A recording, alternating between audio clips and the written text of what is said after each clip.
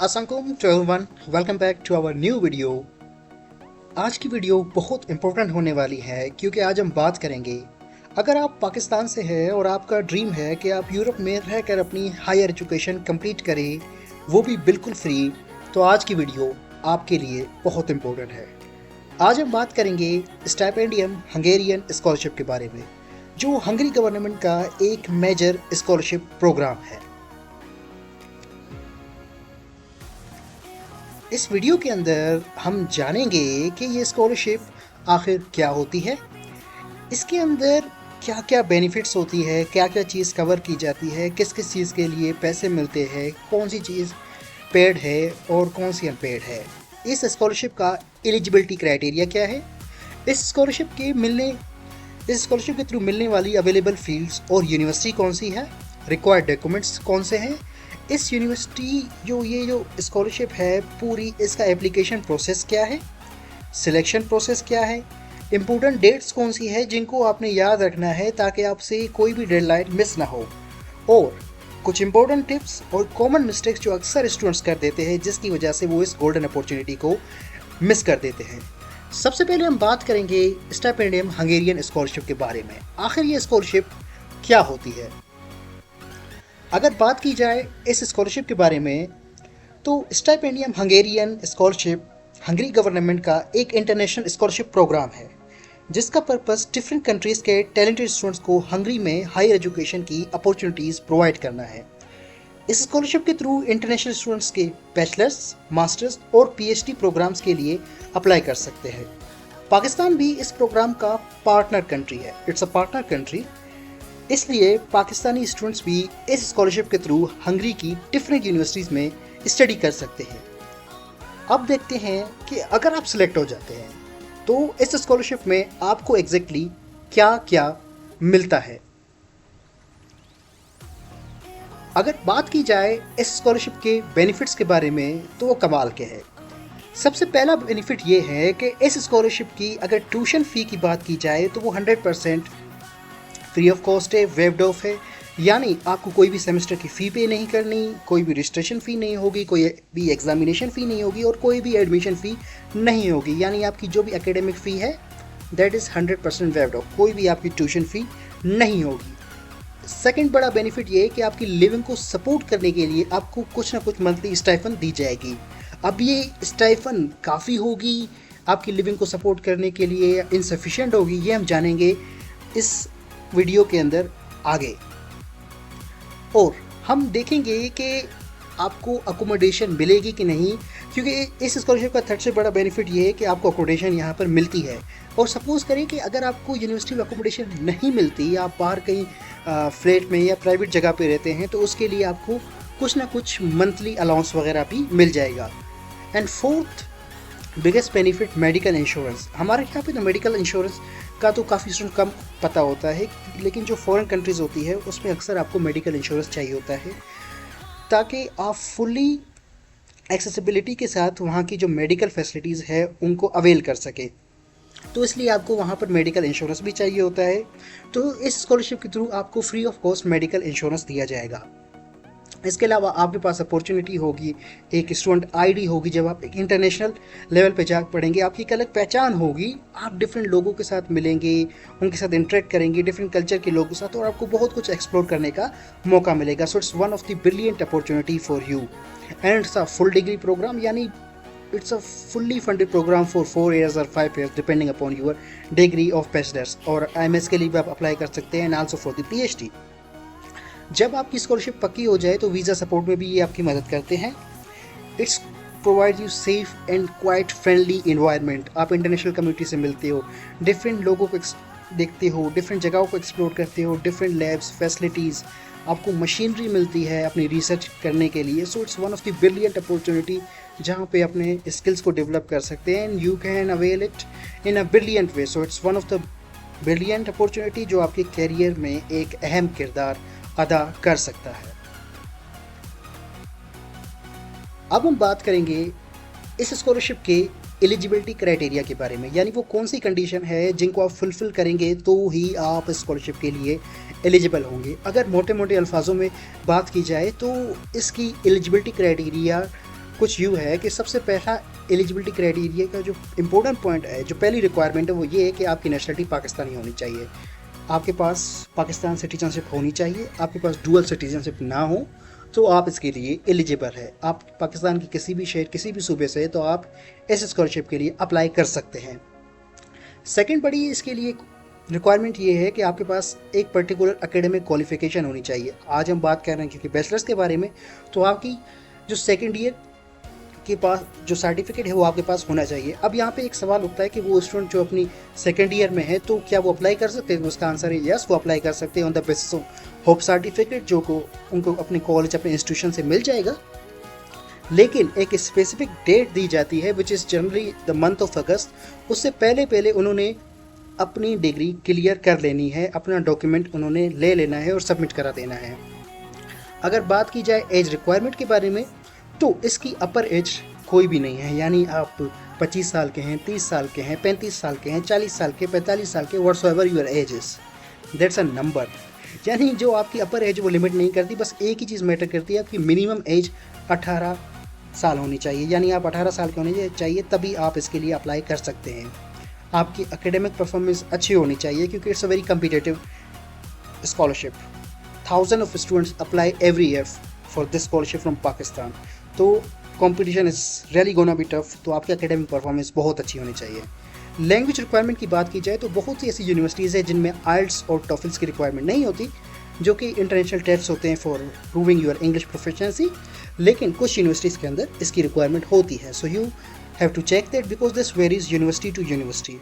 और इसकी other requirements क्या है वो हम जानेंगे HC की वेबसाइट से। कर लेते हैं इसकी फुल एलिजिबिलिटी क्राइटेरिया के बारे में, यानी वो माइनर पॉइंट्स जो हमसे हमने पिछली स्लाइड में डिस्कस नहीं किया था, वहाँ वो भी हम डिस्कस कर लेते हैं। तो हम यहाँ पे लिखते हैं HEC हंगेरियन स्कॉलरशिप, तो ये हमारे पास आ गई। तो हम इसके जाते हैं एलिजिबिलिटी क्राइटेरिया के बारे सेक्शन में, ताकि हम क्लियरली और प्रिसाइजली समझ लें कि आखिर वो हमारे पास कौन कौन सी रिक्वायरमेंट्स है जिनको हमने क्लियरली और बड़े केयरफुली फुलफिल करना है ताकि हम इसके लिए एलिजिबल रहे। जैसा कि मैंने पहला पॉइंट बताया था कि सबसे पहला पॉइंट है कि आपकी सिटीजनशिप पाकिस्तानी होनी चाहिए, यानी आप पाकिस्तान के किसी भी इलाके से बिलोंग करनी चाहिए and you are eligible for this. Applicants enrolled in the last year of their existing study program, degrees and result awaiting candidates are allowed to apply। जैसे कि मैंने कहा, आप on the basis of hope certificate apply कर सकते हैं। और मैंने जैसे कि पहले बताया कि अपर एज लिमिट कोई भी नहीं है, मगर मिनिमम एज लिमिट आपकी 18 ईयर्स होनी चाहिए। और जैसे कि मैंने बताया कि ये प्रोग्राम है बैचलर्स के लिए, 1 टायर मास्टर्स डिग्री के लिए एंड PhD के लिए। तो डिफरेंट प्रोग्राम्स या डिफरेंट स्टेजेस के लिए डिफरेंट कंडीशंस हैं। यहाँ पे लिखा हुआ है कि note that applicant must have possession of completed HSSC intermediate और इक्विवेलेंट बिफोर अगस्त 1, यानी अगस्त की 1 तारीख से पहले आपके पास जो आपकी डिग्री है वो कंप्लीट हो जानी चाहिए और आपने अपनी जो डॉक्यूमेंट है दैट्स ट्रांसक्रिप्ट, सर्टिफिकेट, व्हाटसएवर, वो आपने सबमिट करा देना है। Then you are eligible and will be considered for the scholarship। Move on, अगर हम फर्दर बात करें मास्टर्स के लिए, applicant must have completed 60 year bachelors, यानी आपकी 16 ईयर्स की जो एजुकेशन है वो कंप्लीट होनी चाहिए अगस्त से पहले। So these are the things that you have to keep in your mind, जो आपको अपने जहन के अंदर रखने हैं। जो फाइनल सेमेस्टर के स्टूडेंट्स यानी 8 सेमेस्टर के स्टूडेंट्स होते हैं वो भी एलिजिबल होते हैं, वो भी अप्लाई कर सकते हैं, लेकिन उनकी डिग्री एक स्पेसिफिक डेट के अंदर कंप्लीट हो जानी चाहिए। और ये फिर PhD के लिए अवेलेबल है, बट हम बात करेंगे यहाँ सिर्फ बैचलर्स के बारे में क्योंकि हमारी वीडियो है स्पेसिफिकली बैचलर्स के बारे में। और यहाँ पे एक इम्पोर्टेंट पॉइंट है कि जो आपकी जितने भी डॉक्यूमेंट्स हैं इनिशियली स्टेज पे जब आप अप्लाई कर रहे हो तो उसके लिए कोई अटेस्टेशन की ज़रूरत नहीं है, बट जैसे ही एक स्पेसिफिक डेट गुजरती है, आप सिलेक्ट होते हैं, प्रोसेस आपका फर्दर आगे बढ़ता है, तो उसके बाद आपको अपने डॉक्यूमेंट्स अटेस्ट करवाने पड़ेंगे। और ये अटेस्टेशन कैसे होती है जानेंगे आगे आने वाले वीडियो के लिए। अभी के लिए हम इतना जान लेते हैं, अगर आपके पास FSC के डॉक्यूमेंट्स है तो सबसे पहले वो बोर्ड से टेस्ट होंगे, फिर वो IBCC से एंड थर्डली वो मोफा से टेस्ट होंगे। IBCC ये जो है ना एक ग्रुप ऑफ बोर्ड्स का एक ऑफिस होता है जो उनको हेड करता है, यहाँ से आपके अटेस्ट होंगे। उसके बाद लास्ट से मोफा होता है, that is ministry of foreign affairs. तो ये लास्ट स्टेप होता है, फिर मोफा से होता है। सबसे पहला स्टेप आपके बोर्ड से, second IBCC and third MOFA. So that is the process. उसके बाद यहाँ पे लिखा गया है कि सम हंगेरियन यूनिवर्सिटी, जैसे मैंने पहले बताया कि उनके लिए रिक्वायर होता है हमारे पास आइल्स और टॉफल्स उसका। तो आपने यूनिवर्सिटी चेक करना है। जब आपने यूनिवर्सिटी सेलेक्ट करनी है तो आपने उस हिसाब से करनी है कि आपके पास अगर आइल्स एंड टॉफल्स का स्कोर है तब तो आप कोई भी यूनिवर्सिटी सेलेक्ट कर सकते हैं। लेकिन अगर आपके पास आइल्स एंड टॉफल्स का स्कोर नहीं है तो आप वो यूनिवर्सिटी सेलेक्ट करने की कोशिश करें जहाँ पे इस चीज़ की रिक्वायरमेंट नहीं है। All of the required documents are compulsory and must be submitted by the online stipend Hungarian scholarship system. आपने 15 जनवरी 2026, अगर आप 2026 इनटेक के लिए अप्लाई कर रहे हैं तो आपकी 15 जनवरी से पहले डॉक्यूमेंट्स सबमिट होने चाहिए। स्टाइपेंड हंगेरियन स्कॉलरशिप की जो एप्लीकेशन प्रोसेस है। Medical certificate which you must bring with you and present it during the compulsory medical examination Hungary only. यानी जो आपका मेडिकल सर्टिफिकेट होता है वो आपको अब रिक्वायरमेंट नहीं है, वो उसकी रिक्वायरमेंट तब होगी जब आप हंगरी के अंदर जाएंगे और उसको रिप्रेजेंट करेंगे, जब आपको स्कॉलरशिप मिल रही होगी या मिल चुकी होगी। In case of final selection applicants will have to submit a bond on legal stamp paper to HEC that she will not change discipline after final award of a scholarship, and immediately after completion of his degree she will return to Pakistan to serve the country for a period as prescribed by the HEC. In case of failure to do so, HEC reserves the right to recover from candidates. ये simple सा bond होता है जो कि आपने stamp paper के ऊपर लिखवाना है, इसको सिग्नेचर करवाना है। एक गारंटी है, एक बंदा होगा जो आपकी गारंटी लेगा कि आप जाएंगे वहाँ पे पढ़ेंगे, अपनी एजुकेशन कंप्लीट करने के बाद फ़ौरन पाकिस्तान रिटर्न करेंगे। और ये बॉन्ड बहुत बड़ा इंपॉर्टेंट होता है, आपने इसके ऊपर एक्ट करना होता है। इन केस अगर आप उसके ऊपर एक्ट नहीं करते सो HEC के पास पूरा राइट है कि वो सारी अमाउंट रिकवर करवा सकती है आपसे जो आपके ऊपर लगाई है। Applicant must fulfil other requirements जो कि host Hungarian university campus public foundation higher education commission होनी चाहिए। और जैसे कि मैंने बताया कि ये प्रोग्राम है बैचलर, तो हम मज़ीद जान लेते हैं कि इसकी मज़ीद एलिजिबिलिटी क्राइटेरियाज क्या है। तो जैसा कि मैंने पहले बताया कि आपने बॉन्ड के ऊपर एक्ट करना है, आपने कोई भी अपना डिसिप्लिन चेंज नहीं करना है स्कॉलरशिप के सिलेक्ट होने के बाद, और आपने रिटर्न करना है एंड टू सर्व पाकिस्तान। तो ये अपनी सारी चीज़ें मेक श्योर करनी है कि आप इनको फुलफ़िल करें। उसके बाद क्या है, applicants must fulfil all the requirements by host Hungarian university campus public founder higher education commission of Pakistan. यानी एक तो आपने हंगेरियन की स्कॉलरशिप की जो एलिजिबिलिटी क्राइटेरिया वो फिल करना है, HEC का जो क्राइटेरिया है वो फुलफिल करना है। इसके अलावा जो यूनिवर्सिटी की कुछ और पर्टिकुलर छोटी मोटी जो इसकी रिक्वायरमेंट्स होगी, जो एलिजिबिलिटी क्राइटेरिया की पॉइंट्स होंगे, उनको भी आपने फुलफिल करना है, मेक श्योर करना है, ताकि आपके पास कोई भी ऐसा पॉइंट या कोई भी ऐसी चीज़ ना बचे जिसकी वजह से आपकी स्कॉलरशिप कैंसिल हो सकती है या आप उससे हासिल नहीं कर सकते। So you have to make sure all the eligibility criteria. Being nominated by the HEC doesn't mean the award of a scholarship. Be informed that the award of a scholarship is the final decision of Tempus Public Foundation. यानी जो Hungary government होगी, जो उनका एक इदारा होगा Tempest public foundation, वो ही decide करेगा कि आपको स्कॉलरशिप मिलेगी कि नहीं मिलेगी। HEC का काम सिर्फ नॉमिनेट करना होता है। HEC टेस्ट कंडक्ट करता है, आपकी प्रीवियस रिकॉर्ड देखता है, मेरिट लिस्ट बनाता है, वो नॉमिनेट कर देता है आगे टेम्पस पब्लिक फाउंडेशन को।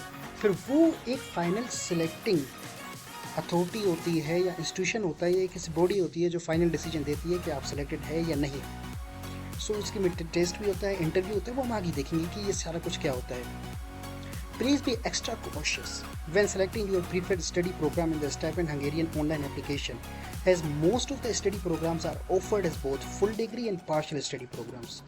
ये भी एक इम्पोर्टेंट पॉइंट है जो आपने अपने जहन के अंदर रखना है कि आप फुल डिग्री प्रोग्राम को सिलेक्ट करें, पार्शियल स्टडी प्रोग्राम को ना सिलेक्ट करें। तो आप चीज़ आपने मेक श्योर करनी है कि बड़ी केयरफुली अटेम्प्ट करनी है। Please make sure that you select the programme marked with the study mode of your desire, because it's impossible to change the study mode after the application deadline. अगर एक बार एक चीज़ submit हो गई तो उसको change करना is a very tough process है, next to impossible है। So please make sure to calculate, to attempt, और जो भी आप फुलफिल कर रहे हैं वो सारी की चीज़ें इंपॉर्टेंट है। उसके बाद यूसेट एंड हेड टेस्ट की रिक्वायरमेंट होती है, वो हम देखेंगे इस वीडियो के अंदर। तो अब हम बात कर लेते हैं इसके इम्पोर्टेंट फैक्टर के बारे में जो कि यूसेट का टेस्ट होता है। यही टेस्ट और आपका एकेडमिक बैकग्राउंड ही डिसाइड करता है कि आपको वेदर ये स्कॉलरशिप मिलेगी या नहीं मिलेगी।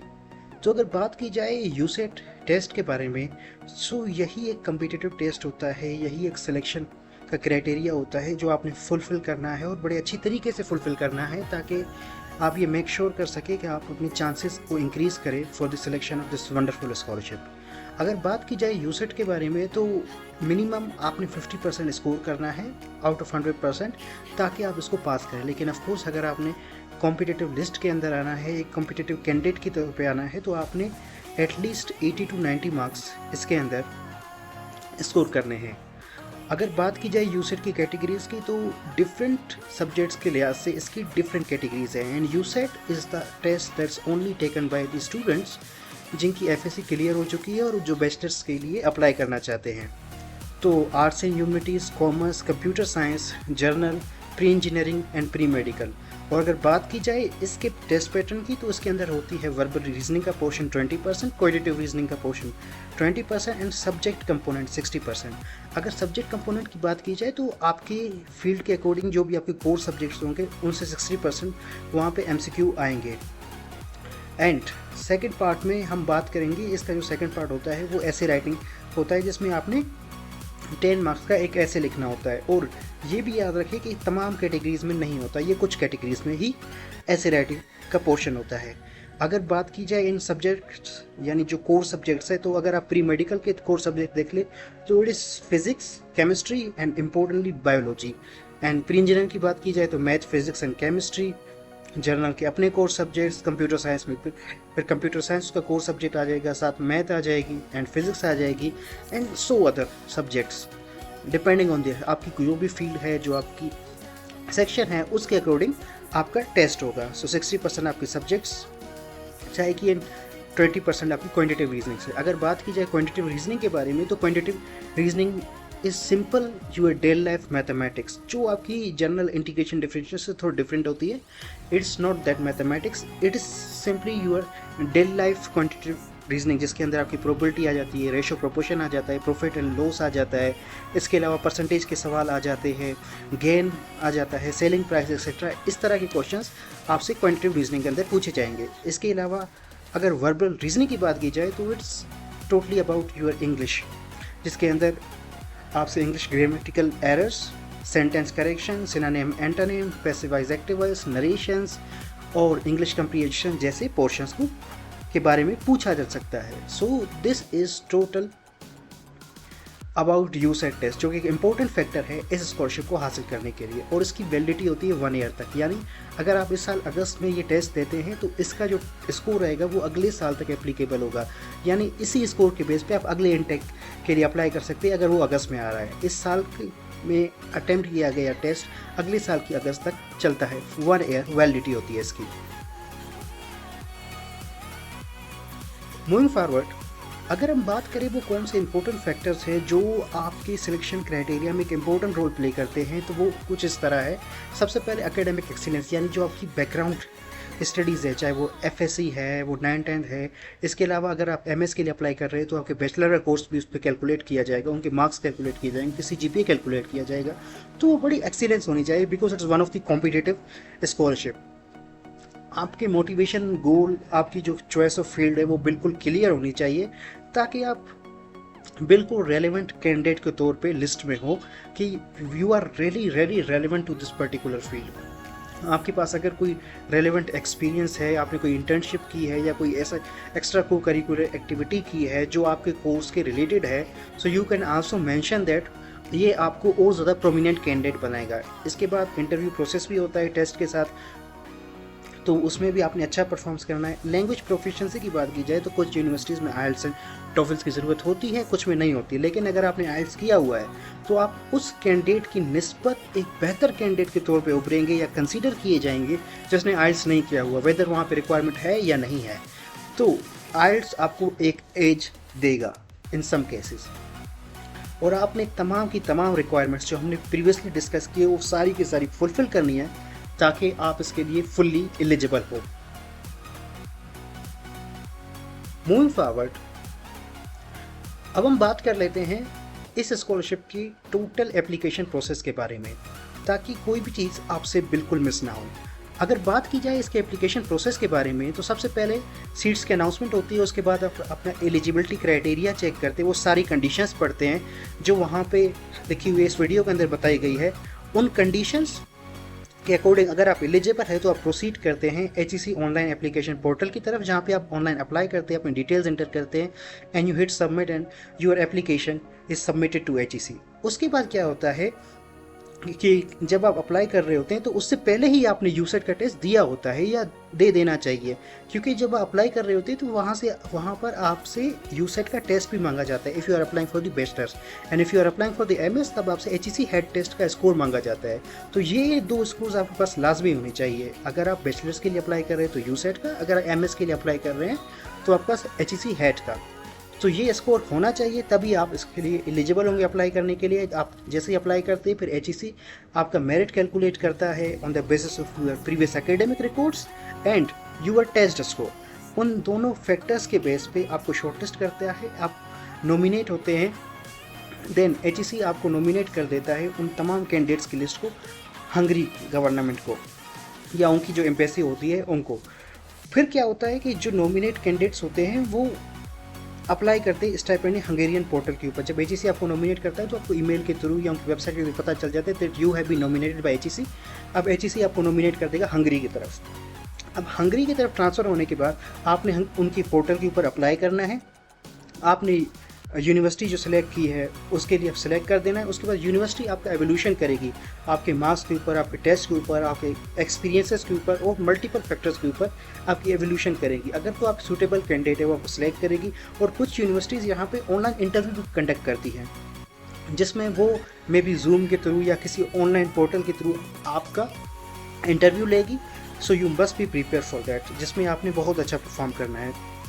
उसके बाद अगर आप वहाँ से भी प्रोसेस क्लियर कर लेते हो तो आपका फाइनल सिलेक्शन हो जाता है, यू आर सक्सेसफुल कैंडिडेट। और आपकी जो इन्फॉर्मेशन है वो टेम्पस पब्लिक फाउंडेशन, ये एक ऐसी बॉडी है जो इस स्कॉलरशिप को डील कर रही होती है, वहाँ तक ट्रांसफ़र की जाती है, आपकी इन्फॉर्मेशन फॉरवर्ड की जाती है। उसके बाद जो सिलेक्टेड कैंडिडेट्स होते हैं उनको ऑफर लेटर दिया जाता है हंगेरियन गवर्नमेंट की तरफ से that you have been selected. उसके पास सिंपली वीज़ा का प्रोसेस होता है जिसमें आप वीज़ा के लिए अप्लाई करते हैं and once you receive your visa फिर प्री डिपार्चर सेरेमनी होती है एंड एक्सेट्रा। आपको इंस्ट्रक्शन वगैरह दिए जाते हैं and you depart from Pakistan to start your new life, new journey, 4 years fully funded. So this is one of the brilliant opportunity जो इन स्टेप्स के थ्रू होके गुजरती है। यहाँ पर एक इम्पोर्टेंट चीज़ ये है कि अगर HEC ने आपका नाम हंगरी की तरफ नॉमिनेट कर दिया तो उसका हरगिज़ मतलब ये नहीं कि आपकी स्कॉलरशिप कंफर्म हो गई। आपकी स्कॉलरशिप तभी कंफर्म होगी जब आपकी Hungarian government, Hungarian embassy, university आपको क्लेरिफाई करे, आपको क्लेरिफिकेशन दे दे, आपको ग्रीन कार्ड दिखा दे कि yes you have been selected, तभी आपकी स्कॉलरशिप की कंफर्मेशन होगी। HEC की नॉमिनेशन का मतलब ये हरगिज़ नहीं है कि आप स्कॉलरशिप को नॉमिनेट हो चुके हो या आपको ये स्कॉलरशिप मिल चुकी है। मूविंग फॉरवर्ड, अगर हम बात करें वो कौन कौन सी टॉप यूनिवर्सिटीज़ है जो इस स्कॉलरशिप के अंडर आती है जिसमें आप अप्लाई कर सकते हैं, और ये जितनी भी यूनिवर्सिटी यहाँ पे बताई गई ये QS रैंकिंग में टॉप यूनिवर्सिटीज़ है यूरोप की, हंगरी की स्पेशली। अगर बात की जाए पहले नंबर पे आती है Eotvos Lorand university. It's one of the brilliant opportunity जहाँ पे वाइड रेंज के humanities, sciences, IT, law and multiple other programs available है। सेकेंड पे आती है university of Szeged, Budapest university of economic sciences and public administration, university of Debrecen, Budapest university of technology and economics, university of पिसाक, university of Miskolc, Obuda university. So आपके पास इतनी multiple choices है and these are the top ranked universities, और इनके अंदर multiple IT के related programs in multiple other fields है जहाँ पे आप अप्लाई कर सकते हैं। सो ये जो यूनिवर्सिटीज़ है QS टॉप रैंकिंग, अगर आप यहाँ से अपना BS करते हैं, मास्टर्स करते हैं या PhD करते हैं, it will boost your CV, it will boost your profile and you will have brilliant opportunity. Moving forward, अगर हम बात करें यहाँ पर अवेलेबल फील्ड्स के बारे में, तो चाहे यहाँ पर मल्टीपल फील्ड्स अवेलेबल है, चाहे आप नेचुरल साइंसेज के बैकग्राउंड से हैं, आप किसी मेडिकल बैकग्राउंड से है, आप इंजीनियरिंग बैकग्राउंड से, you can apply over there. Engineering technology की बात की जाए तो mechanical, electrical, civil, computer science, information technology, mechatronic, environmental और भी मल्टीपल फील्ड्स। नेचुरल साइंस के अंदर मैथमेटिक्स, फिजिक्स, केमिस्ट्री, बायोलॉजी के अंदर zoology, botany, even environmental sciences, geology, data science and multiple other fields are available. इसके अलावा medical health sciences की बात की जाए वहाँ पे भी बहुत ज़्यादा फील्ड्स अवेलेबल है। Social sciences, humanities, business management, law, arts and designs, agriculture and veterinary sciences. So these are the multiple fields जो वहाँ पे अवेलेबल है। इसके अलावा HEC की वेबसाइट पे भी आपको जो अवेलेबल फील्ड्स है उनकी पूरी एक लिस्ट मिल सकती है। ये एक जनरल व्यू था कि इतनी सारी फील्ड्स अवेलेबल है। सिर्फ यही फील्ड्स नहीं, इनके एडिशन में और ज़्यादा फील्ड्स अवेलेबल है। So this is the brilliant opportunity जहाँ पर हर कोई student from every almost background can apply over here. अगर बात की जाए कुछ इंपॉर्टेंट डेट्स के बारे में, वो आपके जहन में होने चाहिए ताकि आप अपनी प्रिपरेशन उसके अकॉर्डिंग करें, क्योंकि जो ब्रिलियंट कैंडिडेट्स होते हैं वो स्कॉलरशिप की स्टार्ट होने से पहले अपने तमाम डॉक्यूमेंट्स प्रिपेयर करते हैं, उनको वेरीफाई करते हैं, जो प्रोसेस होती है वो सारा कुछ करते हैं। क्योंकि इंग्लिश में एक इडियम होता है, when the storm will come I will sleep, यानी जब तूफान आएगा तो मैं सो रहा हूँगा। इसका मतलब ये है कि एवरीथिंग विल बी प्रिपेयर्ड, मैं हर चीज़ के लिए तैयार हूँगा मुसीबत आने से पहले या कोई भी मौका आने से पहले या कोई भी अपॉर्चुनिटी आने से पहले मेरी हर चीज़ प्रिपेयर होगी, इंक्लूडिंग माई सेल्फ। तो अगर बात की जाए स्कॉलरशिप के अनाउंसमेंट डेट की, तो यूजुअली नवंबर के मंथ में अनाउंस होती है और इसकी जो अप्लाई करने की डेडलाइन होती है HEC के पोर्टल के ऊपर वो होती है दिसंबर, अगर पिछले साल की बात की जाए 2025 की। और अगर बात की जाए HEC shortlisting and nomination to Hungary, ये प्रोसेस होता है जनवरी में। और हंगेरियन की वेबसाइट जो होती है, उनकी जो पोर्टल होती है, उनके ऊपर अप्लाई करने की लास्ट डेट होती है 15 जनवरी। ये जनरल डेट्स है जो विच मे वेरी ईयर टू ईयर। और यूनिवर्सिटी एवोल्यूशन और इंटरव्यूज़ की बात की जाए तो फरवरी अप्रैल के अंदर होती है। और जो final selection bye Tempest public foundation का प्रोसेस होता है मई जून के अंदर होता है। और जो रिजल्ट अनाउंसमेंट होती है वो जून जुलाई के अंदर होती है। And your departure is in the month of सितंबर एंड अक्टूबर, डिपेंडिंग अपॉन कि आपकी क्लासेस कब स्टार्ट हो रही होती है। So this is the whole timeline जो आप अपने जहन में रखनी है कि नवंबर, दिसंबर, जनवरी, फरवरी, अप्रैल, मई, जून एंड जून जुलाई, कि यानी नवंबर से पहले पहले आप अपने तमाम डॉक्यूमेंट्स तैयार कर ले। अगर आप पहले ही उनको वेरीफाई करवा लेते सो इट्स मच बेटर। ये बहुत अच्छी चीज़ है, क्योंकि अगर आपके डॉक्यूमेंट्स पहले से प्रिपेयर होंगे, वेरीफाइड होंगे अपने बोर्ड से, IBCC से, मोफा से, देन जब आप प्रोसेस आगे बढ़े आप इजीली अप्लाई कर सकते हैं विदाउट एनी लाइक टेंशन, और आपने कोई भी चीज़ की फिक्र नहीं करनी, आप इजीली अप्लाई कर सकते हैं। सो इस तरह की वीडियोस के लिए one of the important thing at the end of this video you must know that यहाँ पर एक चीज़ है जो अक्सर लोग मिस कर देते हैं, वो इस नाम से बड़ा कंफ्यूज होते हैं, फुल्ली फंडेड स्कॉलरशिप का हमेशा मतलब ये होता है कि आपकी ट्यूशन फ़ी कम्प्लीटली फ्री होगी, आपकी अकोमोडेशन फ्री होगी। लेकिन इसका हरगिज़ मतलब ये नहीं है कि आपको मंथली स्टाइपेंड इतनी दी जाएगी कि आपकी सारी की सारी लिविंग इसमें कवर हो जाए। मैंने स्टार्टिंग बताया कि आपकी लिविंग को सपोर्ट करने के लिए कुछ दी जाएगी। जनरली ये अमाउंट वेरी कर सकती है year to year, but condition to condition ये वेरी कर सकती है। बट जो जनरल इसकी वैल्यू है वो 110 to 120 यूरोज़ है, which is of course totally insufficient to support your completely living. इसीलिए वहाँ पे लोग इस स्कॉलरशिप को लेके जाते हैं, अवेल करते हैं, वहाँ पे जाते हैं एंड वो वहाँ पे पार्ट टाइम जॉब करते हैं, जहाँ से वो 200 to 300 यूरोज़ अर्न कर लेते हैं। ईजिली इन 400 to 500 यूरोज़ के अंदर वो अपनी लिविंग को सपोर्ट करते हैं, which is general cost living in the Hungary. So ये चीज़ आपने इम्पोर्टेंटली अपने जहन के अंदर रखनी है कि it's a fully funded with respect to tuition fee and accommodation, not respect to monthly stipend. Monthly stipend के लिए आप अगर घर से मंगवा सकते हैं या वहाँ पे कोई जॉब करना चाहते हैं तो जॉब कर, क्योंकि वहाँ पे अक्सर स्टूडेंट्स पार्ट टाइम जॉब करते हैं, they earn more than that, क्योंकि वहाँ पे जो आपकी स्टाइपेंड दी जाएगी that's not enough to support your complete living. ये HEC की वेबसाइट के ऊपर भी मेंशन है। So you must take care of this step. So इस तरह की वीडियोज़ के लिए हमारे चैनल को सब्सक्राइब करें। आने वाली वीडियोस के अंदर हम देखेंगे कि कैसे हम अपने डॉक्यूमेंट्स को वेरीफाई करवा सकते हैं, first from board, secondly from IBCC and third last step पे मोफा पे। एंड इसके अलावा हम यूसेट की प्रिपरेशन कैसे करें, उसका मटेरियल कहाँ से लाए, इसके बारे में डिस्कस करेंगे। So thank you very much, have a nice day.